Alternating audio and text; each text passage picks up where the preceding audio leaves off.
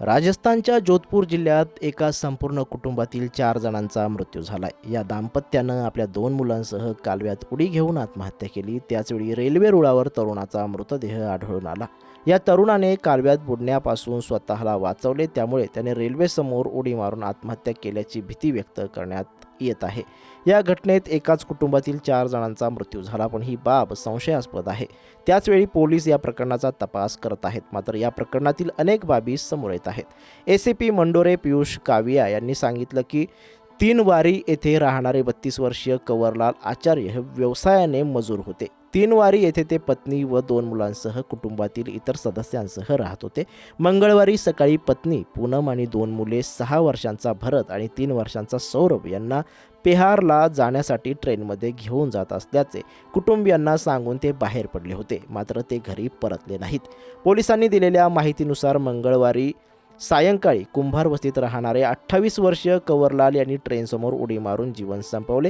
त्याचवेळी राजीव गांधी लिफ्ट कॅनॉलमध्ये त्यांची 26 वर्षीय पत्नी पूनम, 4 वर्षांचा मुलगा सौरभ आणि 7 वर्षीय भरत यांचे मृतदेह आढळून आले।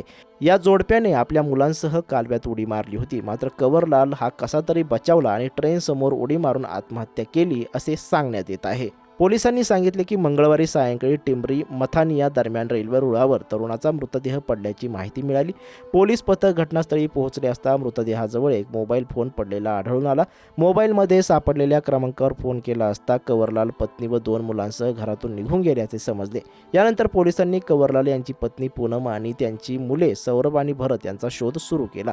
पूनमचे मोबाईल नंबरवरून लोकेशन ट्रेस केले असता ती राजीव गांधी लिफ्ट कॅनॉलजवळ आढळून आली। पोलिसांचे पथक घटनास्थळी पोहोचले असता कालव्याच्या काठावर शूज, मोबाईल फोन आणि कपडे पडलेले आढळून आले। काही वेळाने तिघांचेही मृतदेह बाहेर काढण्यात आले। पोलिसांनी 4ही मृतदेह शवागारात ठेवले आणि कुटुंबियांना कळवले। कंवरलाल औषध घेण्यासाठी जात असल्याचे सांगून पत्नी आणि मुलांसह घरातून निघून गेल्याचे सांगण्यात येत आहे।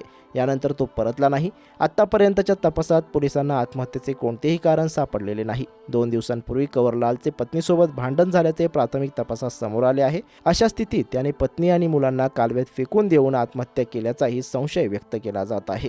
कंवरलाल आचार्य यांचा 10 वर्षापूर्वी बारमेर येथील पूनमशी विवाह झाला होता। त्यांना 6 वर्षांचा भरत आणि 3-4 वर्षांचा सौरभ असे 2 मुलगे होते। कामठा येथे आपल्या कुटुंबासह राहत असताना मजुरीचे काम करायचे। या घटनेनंतर तर गावात शोककळा पसरली आहे।